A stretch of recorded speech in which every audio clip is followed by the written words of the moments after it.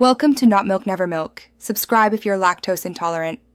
You begin by confirming the microphone is physically connected and working with another app. This saves time diagnosing Teams. Once done, open Windows Settings, go to System then Sound, and pick your mic under Input.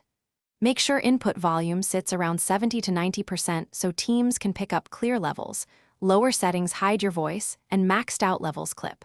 While you're here, run a quick recording in Voice Recorder to verify audio quality before moving to Teams. Now move into Microsoft Teams and set the chosen microphone explicitly.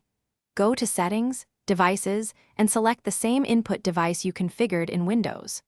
Once selected, tweak the mic sensitivity or noise suppression option so speech sounds natural. Stronger suppression can remove quiet words.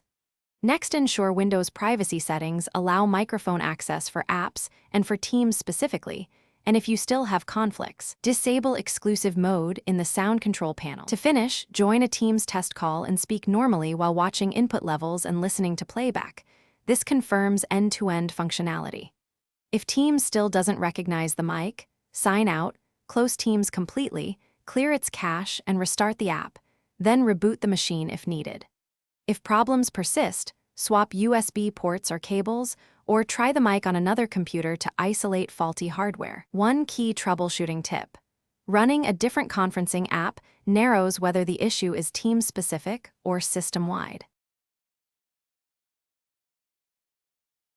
Thanks for watching. If this was helpful, leave a like and consider subscribing. See you next time.